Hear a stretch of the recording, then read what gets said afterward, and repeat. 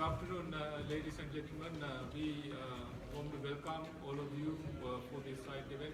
This is the side event organized by the Global Sri Lankan Forum Executive Committee, along with the African Green Foundation's support. Global Sri Lankan Forum is an umbrella organization of Sri Lankans domiciled abroad, established with the objective to preserve the unitary status of Sri Lanka. The idea for this side event is to discuss about the topic of the terrorism, counter-terrorism, and human rights through the Sri Lankan experience. There is no doubt that the Human Rights Council established to protect the human rights and the mechanism and pursue the mechanism through their mandated avenues. Unfortunately, recently there are questions arise that the way the council works. Recently we observed that the council had become a playground for various terrorist groups to use achieving their goals, what they couldn't achieve through the battle. Best example is Sri Lanka. For 30 years, Sri Lanka fought the war with the most ruthless terrorist organization in the world, LTTE, finally defeated terrorism in 2009. After the defeat, militarily, they have to find another avenue, to find a way to pursue, to get their aims and to achieve what they wanted through the armed conflict. They found the best battleground. What we recognize now is the Human Rights Council. I remember in 2009, at the end of the war, one of the LTT key activists, Kiruba Haran, wrote his blog saying, now the war is ended in Sri Lanka, the battle, but there is another battle. We choose another battleground, that is the Human Rights Council. We use that Human Rights Council to achieve our aims and objectives, that is the separate state of Ilam. The objective of this public event is to prove mainly that the LTTE is the terrorist organization, we all know that, and what the Sri Lankan army did was to combat the Tamil Tigers terrorism, and Sri Lankan government was in a counter-terrorism operation with the world ruthless terrorist outfit. Even the even the LTT terrorism defeated in Sri Lanka in 2009, those who funded money for terrorism still active and funding the objective to keep that ideology. They use NGOs and the institutions like Human Rights Council to propagate terrorism and separatism in Sri Lanka. We have our 4 speakers here today. Our first speaker is Brian Basnayaka. He is going to introduce the LTTE is a terrorist organization and the definition of terrorism and how is applicable to LTTE. And the second speaker is Ranil Jayanthi. He is going to elaborate the brutality of the LTT terrorism, and he is going to express his views on the grounds that the LTTE terrorism is gone beyond the acceptable norms and the principles of the civilized world. And the third speaker is Dr. Yapa Abewardena. He is going to give you a brief introduction of what the LTT supported terrorism organizations are still supporting the terrorism and promoting the same ideology, and the international community should not encourage the terrorism. He is going to empathize that the international community should not pursue the terrorism. And the last speaker, Mr. Dr. Honorary Professor Mehmet Sukrigasel, and he is going to present his observation on the grounds that the Human Rights Council did not respect and fulfill their obligation to the United Nations Global Counterterrorism Strategy, and he is in an opinion that the Human Rights Council is giving impunity to the terrorism.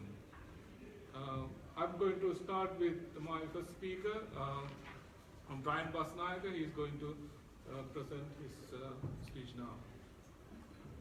Could everybody hear me? Good afternoon, ladies and gentlemen. I would like to start by expressing my condolences to all the families and friends of those who were killed in New Zealand in the horrendous mosque attack in Christchurch yesterday.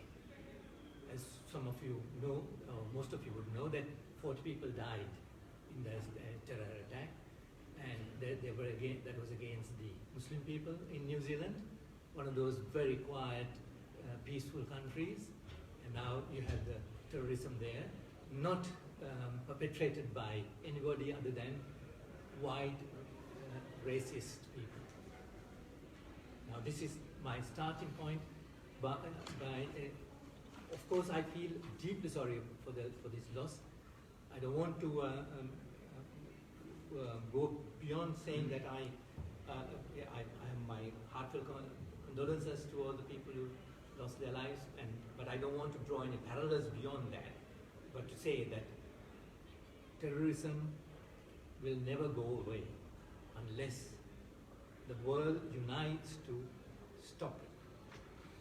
We cannot continue in the way that we are going, in the way we are practicing our warfare and civil rights if we are not going to attend to terrorism. And this is a convenient starting point for me. And it's to point out the dangers of the LTTE even now. I'm going to talk about what happened with the LTTE before, but let me first draw the parallels.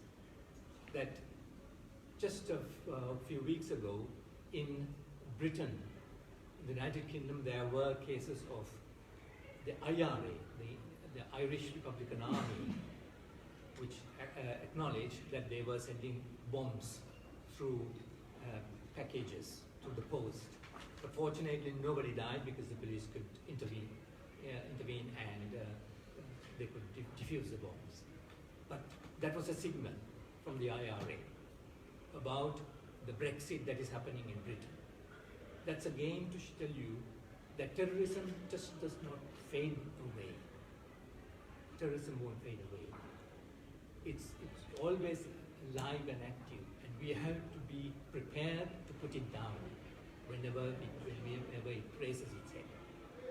We have been fortunate after 26 years of terrorism in Sri Lanka that we could finally, through the brave soldiers, airmen and sailors, and a strong government and strong leadership, we were able to put down the vilest terrorist outfit in the world. Believe me, and everybody knows that it is the vilest terrorist outfit, the LTTE. And it was put down militarily. But its spirit lingers on. Its followers are still there. And they have many forms of their activities of which we are aware of and of which we would want the international community to take action against. That is our aim now. The IRA's experience in Ireland is a poignant indicator for us that terrorism will always come up unless there is a change of heart amongst the community that has the terrorism within its fold. We have to come to an agreement with the Tamil people that it's our land that we are both have a part in, that we have to live in peace and unity. We have to be working together, and that terrorism has absolutely no place in it. And division and communal disharmony should not be allowed. And now I would like to make some very important characterizations with regard to the LTTE. First is the definition of terrorism. Terrorism is anything to do with terrorizing people, violence against the body politic, violence against human beings. And there will be all kinds of definitions, and there will be all kinds of exceptions that people want to bring about to forgive terrorist activities of certain movements. Historically, there were freedom fighters, as people call them, who practiced terrorism. And this has given a certain aura for people taking up arms to fight for causes. You always are brought to believe that fighting for a cause is holy. Fighting for a cause is valuable in terms of what you believe in. But it is not true.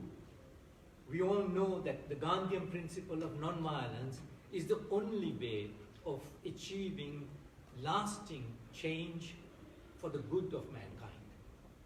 Even India pays scant respect for Gandhi and his values. But it is, I know there are detractors with regard to Gandhi. There were mistakes that he made. I'm not denying that. But his core beliefs are the ones that we should espouse. And anything other than that, where people take up arms and kill people, the civilians, against the government, against the ruling administration, against the military, any form of violence is terrorism. Let's not hide about discussing about there are exceptions. There are no exceptions to terrorism. The world must acknowledge the fact that there is no place for terrorism. And for too long, the West has been pursuing this by supporting right through across the world in different continents movements that were practicing violence against their own people, their own governments, their own institutions and whatever. That has to stop. And the LTTE is the leading force after the post-war period, Second World War period. It was the most powerful, and it still is there, but it was the most powerful and most dangerous and vilest terrorist organization that ever came to being in this world. They created the Taliban in Afghanistan, and they are also the forerunners of the IS. Suicide bombings is their own inventions, and the assassination of civilians, heads of state, ministers, government officials, religious leaders, children, school children. There was no other terrorist organization has killed so many the way that the LTT has done. And I find it extremely difficult to understand anybody saying that the LTT is not a terrorist organization.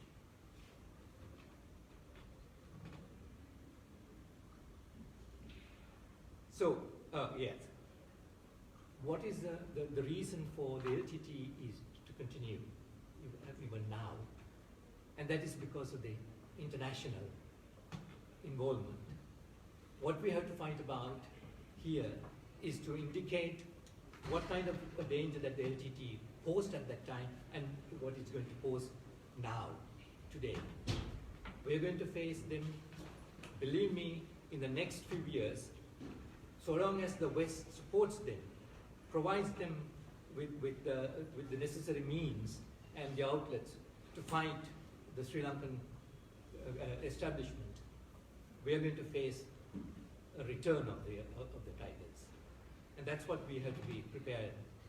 And that's what we have to tell the international community, that their hands are as steeped in the quagmire like everybody else's. They have to classify the LTT as a terrorist organization, and that they have to completely and honestly work against terrorism, not only the LTT, but everybody else. I think I'm running out of time, so I will conclude by mentioning that we have the Tamil demands now for the Human Rights Council will only bring about the enslavement of Sri Lanka to the West. And that is what we are not going to allow. So the other speakers will have an opportunity to back me up on that. Thank you very much. Next speaker is Mr. Ranil Jainati. He's going to give you a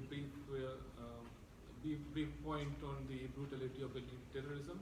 Apart from that, he's going to draw your attention to another aspects of the double standards of the Human Rights Council in regards to the racial segregation. Good afternoon, ladies and gentlemen. I will talk about the topic LTTs beyond civilized means.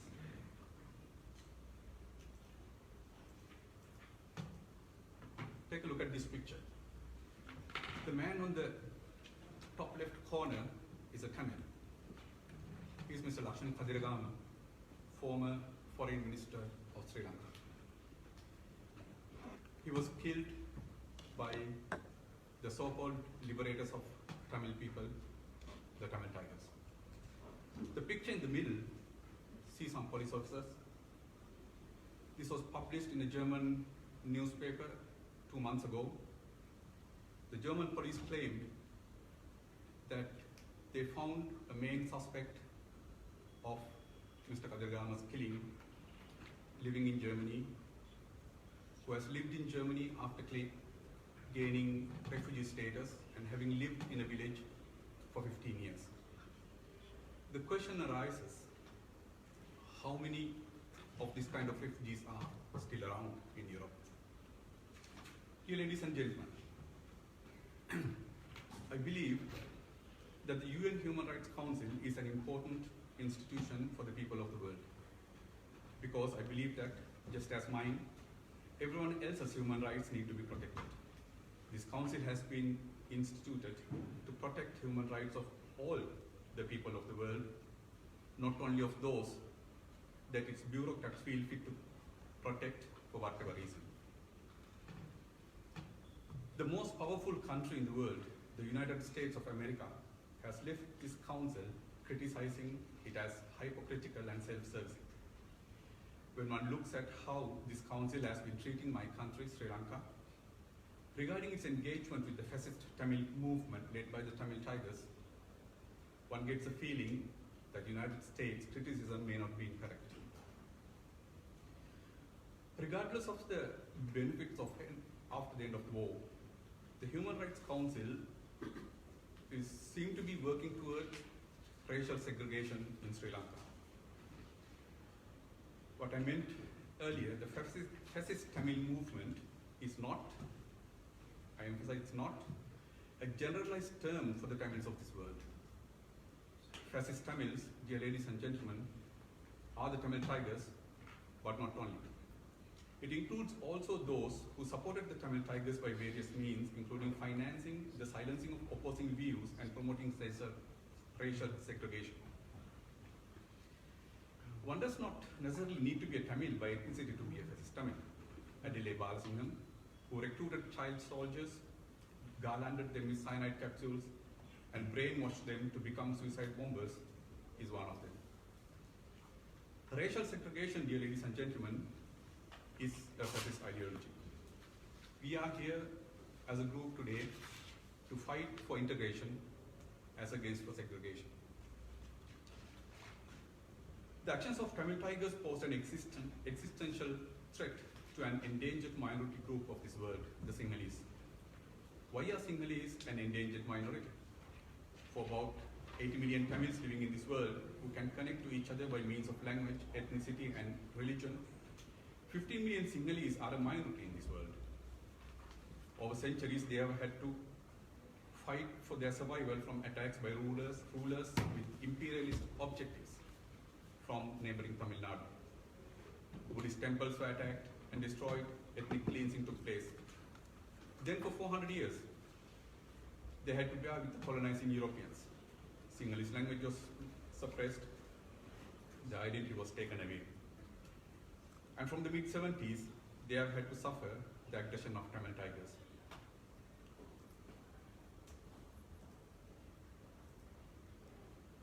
In the year 1215 AD, the prosperous Sinhala kingdom of Polonnaruwa succumbed to the aggression of Kalinga Maga from South India. They carried out systematic attacks on the societal elite, for example, the engineers who cared about waterways to the rice fields. The rice fields could no more be worked. The normal farmer folk receded to the south. The attacks on the Sinhalese followed till 2009 by the Tamil Tigers. This attack that followed is an extension of attacks that took place in 1215 on Polonnaruwa, because the strategy was similar. The leaders were taken away by one, aimed at weakening the backbone of the populace to make a people without leadership.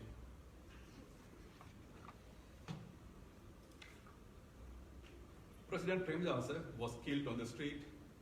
Presidential candidate Gamini Dissanayake was bombed at an election campaign. A suicide bomber attacked President Matunga.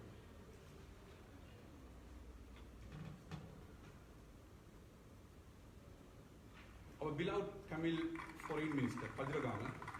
It was at an event like this one that Kumaratunga had her own brush with death.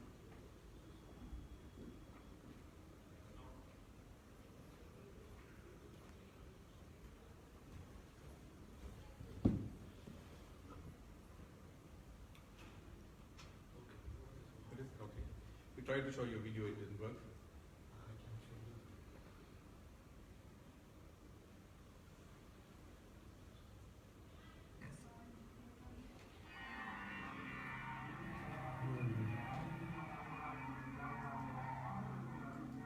In 1999, the Tamil Tigers sent a suicide bomber to kill her. Okay, sorry. In fact, recently in January this year, as I told you earlier, Mr. Kajragama's a suspected assassin was called in Villingen in Germany. The Tamil fascist hatred continued to destroy places of worship important to the Sinhala Buddhists. It carried out massacre of pilgrims at the Sri Mabodhi in Anuradhapura. Imagine a massacre at the Lourdes in France or at the Mecca. Then it bombed the Dalda Maligawa, a place of worship important to all the Buddhists of the world. Imagine an anti-Christian group bombing the Vatican or the cathedral in Cologne. Imagine yourselves the destroying of Buddhist statues in Afghanistan by Taliban. In Aranthalawa, the LTT carried out massacre on a group of Buddhist monks. Why is this hatred against Buddhism? Many of us human beings, at times when we feel we have lost everything, we turn to religion as a last hope. That was exactly the main aim of this fascist movement, to rid the Sinhalese of their last hope and drive them into a state of confusion. Today, legislation is being drawn by Tamil leaders to preclude the Sinhalese from their controlled areas and to ban Buddhist temples. The aggression of the fascist Tamil movement did not end with killing the Sinhalese or attacking Buddhist temples. It killed Tamils. It killed the leader of Tamil group, Tello, Sri Sabaratnam. In April 1986, the LTT annihilated the Tello. According to Indian writer Narayan Swamy, this is how one Tello-cader described the attack. I was put into a van and driven to Achadu village. That was LTT torture camp. Niti, my friend, began to cry, saying he wants to see his mother. I pleaded we were all Tamils. One LTT boy then shot Niti with a 9mm pistol. Parts of Niti's brain shattered on my shoulder. To terrorize me, they fired near my ears. They put Titi's body on tires and burned right there. The Tamil fascist movement went on to kill their opponents. It assassinated K. Padmanabha, the leader of EPRLF, and massacred his colleagues in Madras. In Colombo, it gunned down Uma Maheshwaran, the leader of Plot, another leader of a Tamil group. The Tamil fascist movement went on to gun down Tamil intellectuals. An LTT suicide bomber took the life of Dr. Neelan Tiruchelvam and shot dead Dr. Rajini Thirarangavan, both respected academics. While fascism can be difficult to define, fascists are identified by similarities. They embrace segregation of peoples, exalts a race above the individual, promotes nationalism at all costs, forcibly suppress the opposition. They scapegoat and demonize other groups, headed by a dictatorial leader, expansionist, exclusionary. Exclusionary means exclude some people from entering a geographical entry. So that is currently happening in Jaffna, in the north of Sri Lanka. Sri Lanka's war came to an end in 2009 thanks to great sacrifices made by Sri Lanka's security forces and its command. 300,000 civilians were saved in the last stages of the war.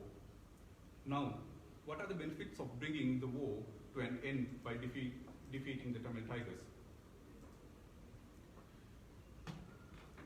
One, people in the north can live without fear and can look to a better future. People in the south can breathe without fear of suicide bombers. Non-LTT Tamils are no more subject to suppression by the LTTE. Tamil children can go to school instead of having to become a child soldier. Tamils have access to democratic government structures like the provincial council to do meaningful work for their community and perhaps set an example without creating fear in the other community. In other words, the Sri Lankan security forces have worked hard to ensure the human rights of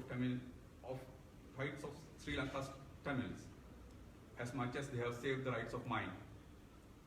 Is thankfulness a human value? Has the HRC ever thanked the Sri Lankan security forces for securing the Tamils of Sri Lanka a peaceful future? No. Instead, this council is calling for actions to demonize them. This council's actions has created fear in the Sinhalese community about their existence. Well, knowing the threat that it poses to the Sinhalese community, given their minority status in the South Asian geopolitical region, it is resorting to conspiratorial methods to bind Sri Lanka's government to co-sponsor resolutions against itself, even going to the extent to get it to devolve power on a racial basis. That, dear ladies and gentlemen, is the same racial segregation-driven fascist ideology that the LTT pursued. In doing that, this council is helping to appease those who was behind that ideology. Germany is one country that has opted to sponsor the new resolution against Sri Lanka. I'm sure it is not the wish of the German people to do so. The German bureaucrats who drive this resolution are not mindful about the good relations between the Germans and the Sri Lankan common people and the damage it can cause. They seem to believe that devolution of power along racial lines would be a solution to Sri Lanka's problem.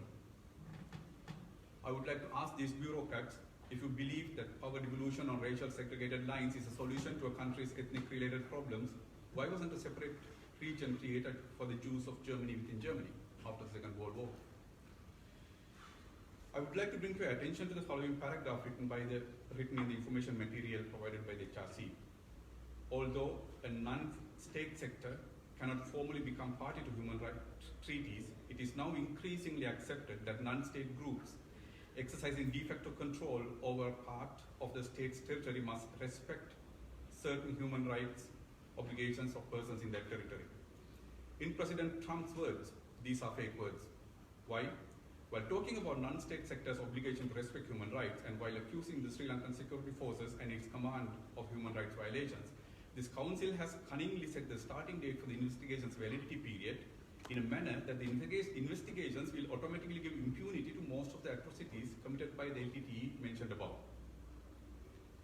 Many of the atrocities committed by the LTTE mentioned above precede 2001. So it is clear to the Sinhalese community in Sri Lanka that this council's intents are not to improve the human rights in Sri Lanka, but to peace the segregation-driven Tamil fascist movement. If this council wants to have credibility of intentions and actions relating to human rights situation in Sri Lanka, I call upon this council to do the following. To recognize Sinhalese community as an endangered minority in the geopolitical region of South Asia. 2. Reset the validity date of the period to be investigated to 1980. Shall investigate and punish the perpetrators behind the 1983 riots that caused many innocent Sri Lankan Tamils to suffer and trigger hatred. 3. Include the southern insurgency known as JVP riots in new investigation that ended in 1989. If above is not possible, call an end to your current actions on Sri Lanka and allow its people to start afresh on their own. I conclude. Thank you very much. Thank you, Mr. Janati. Now, the next speaker is Dr. Chamarayapa Vivardhana. He is going to elaborate why we are believing that the LTT terrorism is still alive and the supporting evidence is going to present now. Thank you. Good evening, ladies and gentlemen. I'd like to first of all start my discussion by reminding that the Liberation Tigers of Tamil Eelam, or the LTT, despite being defeated in 2008-9, still remains to be proscribed as a terrorist organization. And this is not an accident, as was in recognition of the terror tactics it adopted till its demise. This proscription was after years of leniency, indifference and apathy displayed on the part of the international community towards the LTT terrorism in Sri Lanka. The lenience shown by the international community towards LTT can be traced back to the foreign policy of the West, as was adopted in the late 80s. The Sri Lankan government's crackdown on lawlessness and terrorism that engulfed in the north and south Sri Lanka simultaneously has been one of stark contrast. The southern crackdown was chosen by and large to be ignored by the West, and to this date not a single international organization has fought or labored to investigate the allegations of incidents which are said to have happened in the south from a human rights perspective. In contrast, Sri Lanka's battle against one of the most ruthless terrorist organizations the world has ever known is not in one but in many aspects, including the use of suicide bombers, in the use of forced conscription of child soldiers, in the widespread use of targeted civilians and countless political assassinations, and this includes 2 head of state assassinations, one in Sri Lanka and one on Indian soil, Rajiv Gandhi. This has been treated with marked contempt, discrimination and total contrary to any accepted principles of international humanitarian law in fundamental proportionality in the use of force. The international community has been very, in our opinion, has not looked at the proportionality of the threat that was posed by the LTT. It was probably the only terrorist organization which to this date over the last 50 years has had any potential access to an air wing, a flying wing which was actually not only operational but successfully carried out 2 or 3 raids in a sovereign country. So, I mean, imagine this sort of impunity in the hands of ISIS or Al-Qaeda, and what sort of a reaction one can expect from the human rights lobby and the West, should that be the case in this time and age. Sri Lankan armed forces were not only fighting one of the most ruthless terrorist organizations known, but at the same time, it was not an easy task if you look at the last few days of the war.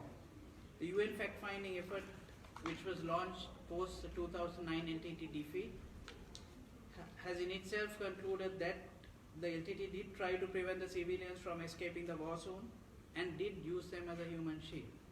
Despite their articulated position that they were in fact fighting for the Tamil people, it is on record by the UN system itself that they were preventing the civilians from fleeing the combat zone. If you look at this context, you're ending a very fiercely fought war, and civilians are used as human shields, and the proportionality of that particular situation has to be accounted for in conducting any international investigation. As exposed by cable, subsequently released by various whistleblowing platforms, detailed attempts by the international community to save top LTT leaders from the final military onslaught There are a lot of evidence to this. I think now is not the time to present all that, but WikiLeaks released a series of cables attributed to the American mission in Colombo about the possibility of saving some LTT leaders. In fact, the international community was negotiating with the government of Sri Lanka with a mediation effort to prevent the complete annihilation of the LTT by forcing the USL to cease the military offensive that was in its final stage. The international community, we believe, has not taken any of these factors, the lobby groups' pressures, the LTT's actions on this particular window, and attributed to that situation to a context of proportionality. There is little doubt that the LTT financing network based outside Sri Lanka was lobbying heavily their channels, political and otherwise, to exert pressure on the government of Sri Lanka to pave the way for an abrupt halt to the military offensive. And in detailing the abuse of the international system by the LTT, it's not something new. It has happened in the past also. Despite the whole gamut of fundraising and using various dynamics by the LTT-backed diaspora in the West to be complicit morally and financially in the Sri Lankan war, a few rare cases of staggering abuse of the international system does exist as curious cases exposing the gross abuse and flagrant disregard of the LTT system to norms and international law. In 2012, in a dreaded case of an abuse of a UN system, it came to light that the United Nations funds were channeled to 3 Sri Lankan shadow companies which were physically untraceable, based in North and East, and funds amounted to $1.5 million of food and agriculture funding was actually misplaced. The FAO country director for Sri Lanka, Patrick T. Evans, wrote, "I came to learn that we have problems with some of our seed supply companies. I can't locate them. Both the address and the phone numbers appear to be not real." And it was later on revealed that these funds actually ended up in the hands of pro-LTT companies which were operating in North and East. Finally, is the LTT defeated? This is another pertinent question. A 2014 working paper on the history of the LTT, published by the Center on Conflict Development and Peace Building of the Graduate Institute, Geneva, indicates that while the LTT military wing was almost totally annihilated, the LTT's international network remains largely intact. Similarly, the US State Department Country Report on Terrorism 2014 states, despite the military defeat, the LTT's international network of sympathizers and financial support persists. And there are so many other examples to cite, but due to time constraints, I'll skip that. In the post-LTT defeat 2009 situation, there have been incidents of violence in Sri Lanka related to the LTT, though most of it has been wrapped up. Certain instances did leak to the international media. Sources report that in 2014, security forces shot and killed 3 LTT members, leading an attempt to revive the LTT in northern Sri Lanka. Source: Daily Mirror, April 25, 2014. The Telegraph, 11th April 2014. Sources report that 65 people were arrested in connection with the revival attempt. In a press release on the 11th of April 2014, the Ministry of Defense confirmed killing in the jungles of Padaviya 3 LTT leaders who attempted resurgence of LTT, and in Pala in Jaffna Peninsula. The press release reads, based on information given by local groups, this movement was functioning under the instructions of LTT leader Nediyavan and Vinayagam, who are based in Europe. They were preparing the ground for another armed struggle. Immediate objectives of the local group included the recovery of warlike material, information related to LTT's intelligence revival, and regrouping of the potential cadre, including those rehabilitated. Investigations also revealed that the funds for these activities came from Europe. It was also revealed that many safe houses, vehicles, and other resources required for resurgence of the LTT had been procured by them using this money channel from fundraisers abroad. Sources also reported on an incident in December 2012 in which the LTT attempted to recruit Tamil youth in an Indian state of Tamil Nadu to carry out attacks on infrastructure in Sri Lanka. This was reported in the Times of India, 20th December 2012.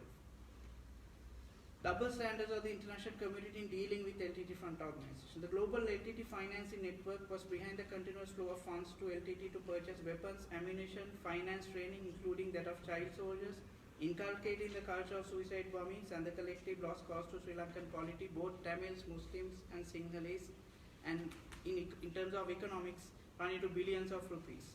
Ladies and gentlemen, the terror financing cannot be taken separate from waging terrorism or the concept of terrorism. It's part and parcel of terror and is integral to the modus operandi of terrorism. Thus, through the LTT, military terrorism was, though the LTT terrorism was defeated, its intellectual ideology remains within the diaspora and has taken lots of battle to a lost cause to a dimension crouched in protecting human rights. Thank you. Thank you. Now,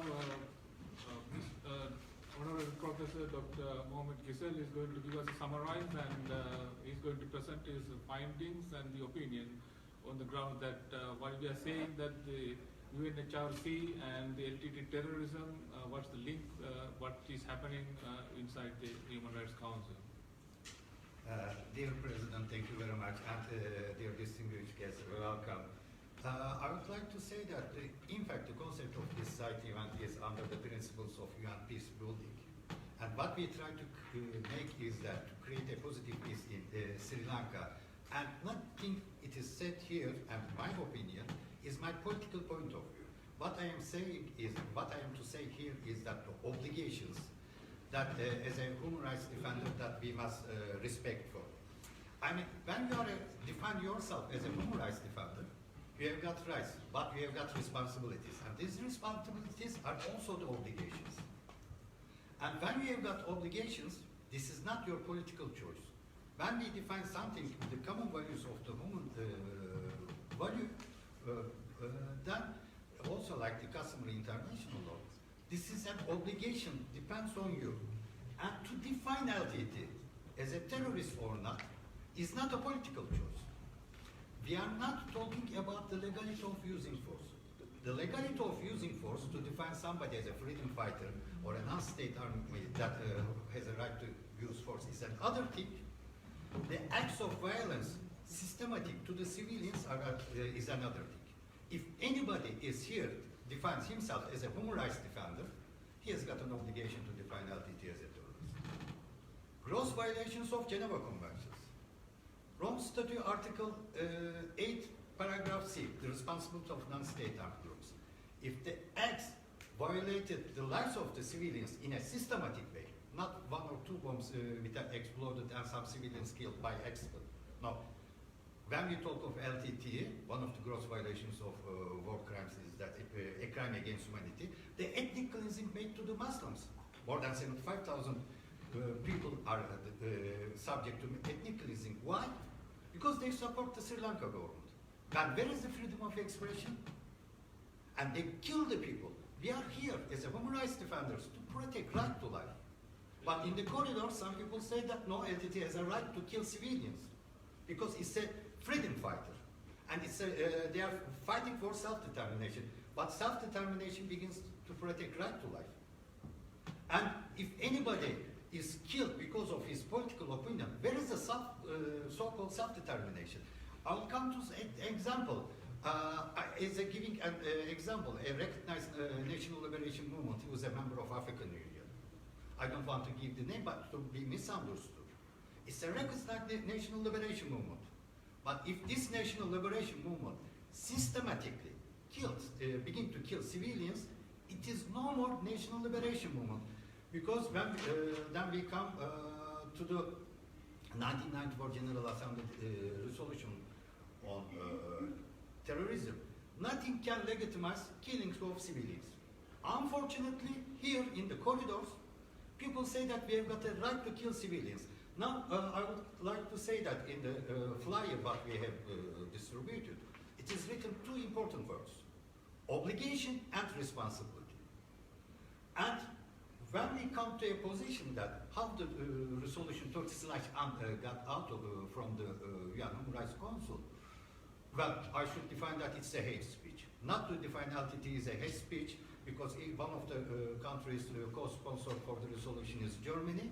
To legitimize killing of Jews is a hate speech with decisions, of course. And here is the legitimization of killing civilians. This resolution is a hate speech.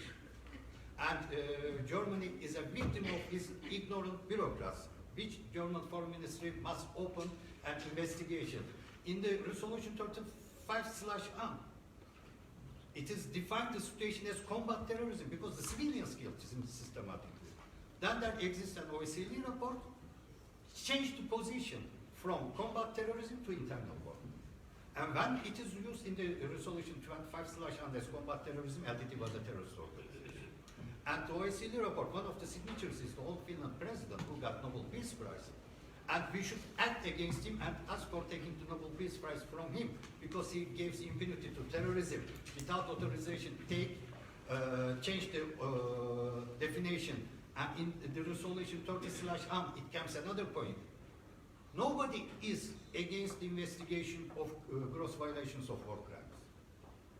But if you define some part as a criminal and give impunity to the other side, this is the against UN global counterterrorism strategy.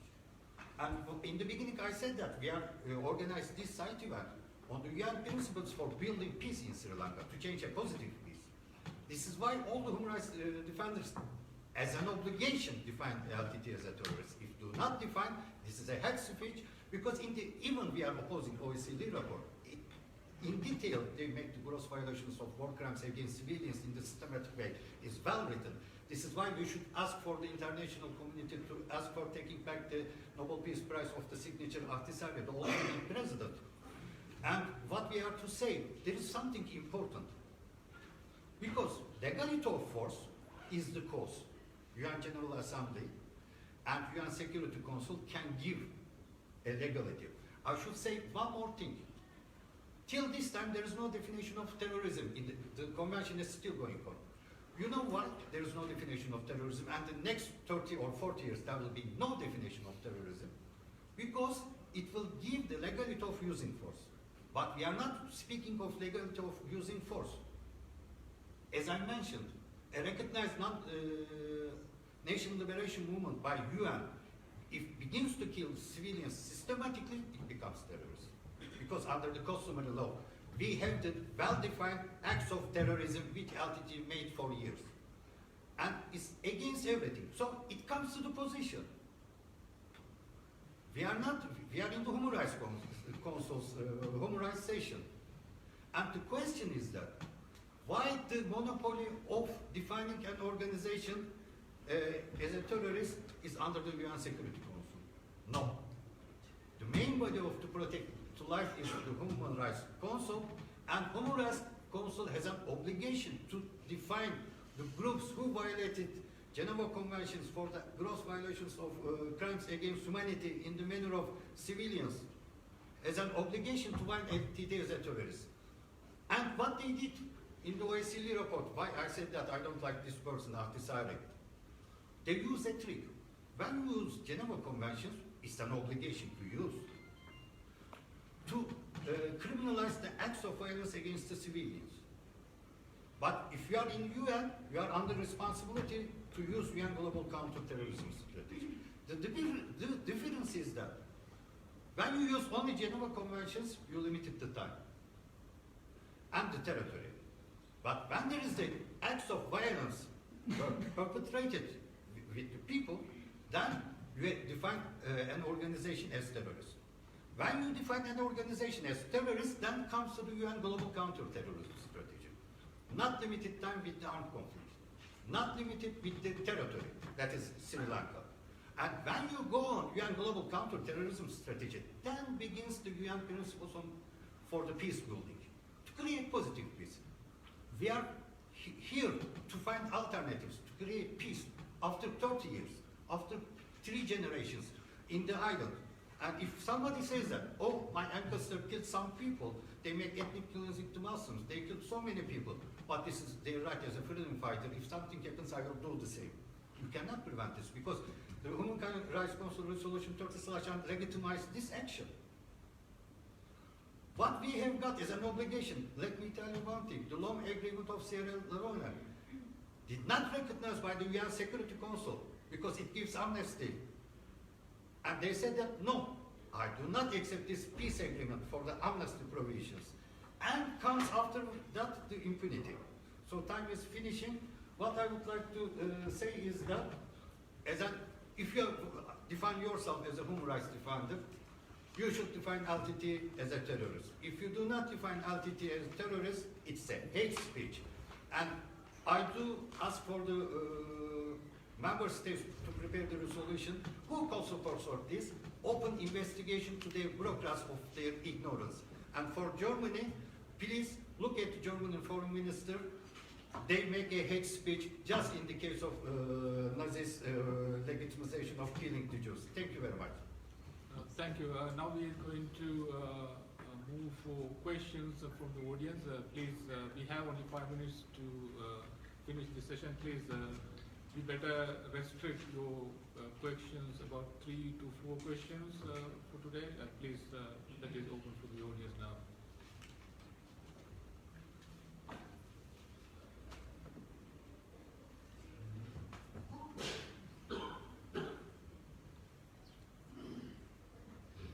I know it is controversial and it's just, yeah.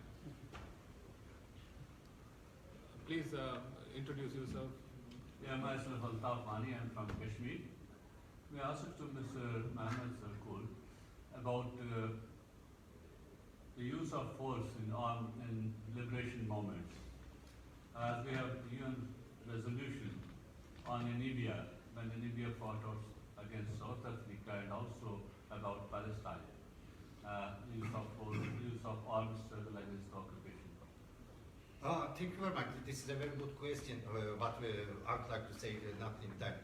So, we have got the UN Charter. As I said, we are subject to the UN principles and especially the UN Charter. And Article 51 gives the legitimacy of using force for the states. But when it is national liberation movement subject to the Chapter 11 of the UN Charter, and one more adding time comes for the resist regimes. And it is the nation's right to use force to protect himself for the survival for the future. If not for today, after 3 or 4 generations for the survival against assimilation or the foreign occupation. So it is accepted. The important thing is that the use of national liberation movements or other groups for the racist regimes are under Article 51, the right to protect yourself is a self-defense. So it is legitimized. But the important thing is that I try to give an example for another recognized national liberation movement.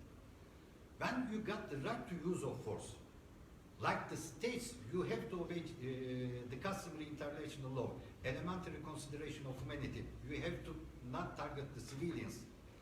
You have to respect for the laws of war, Geneva Conventions, all the things that is defined in Article 8.c. So the national liberation movement, I don't want to enter the detail, is under 51 of the UN Charter, like a state. And like a state has the same responsibilities, not to kill civilians, not to target civilians, respect and obey Geneva Conventions.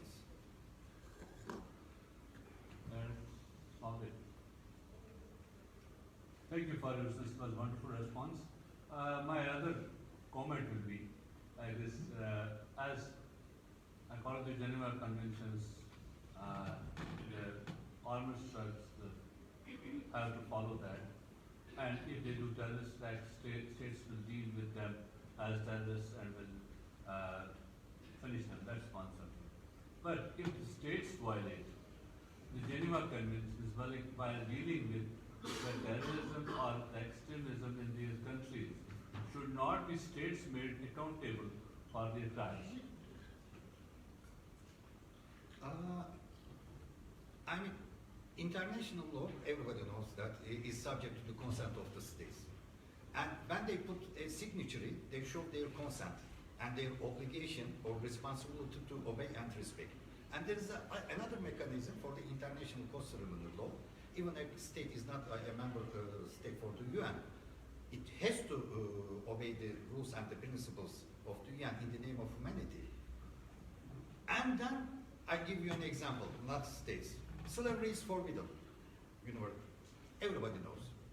But there is no mechanism to punish, an international mechanism, to punish slavery. We are not talking about the states, a slavery mechanism, or some state policies. So we don't have any mechanism. We have got Rome Statute, that's International Criminal Court, and it's subject to the consent of the states. I can give so much examples from the past, but what's going on Congo or Burundi.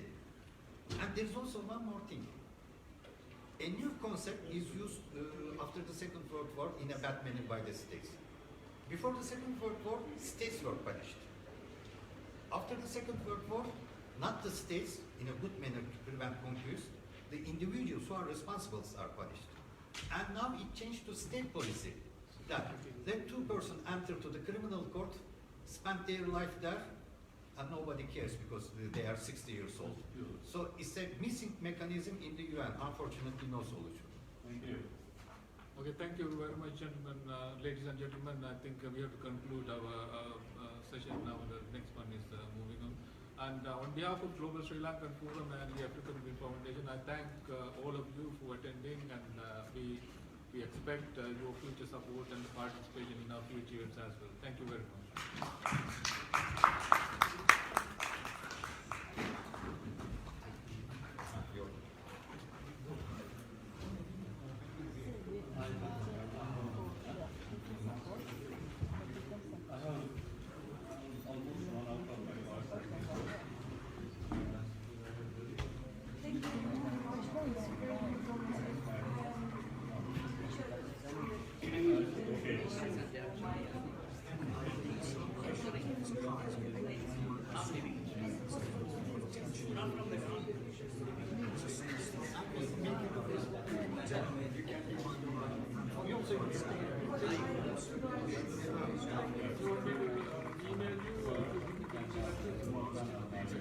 We have everything in writing in our archive.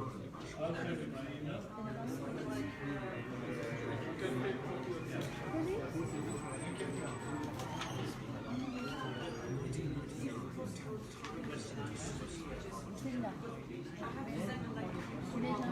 Okay.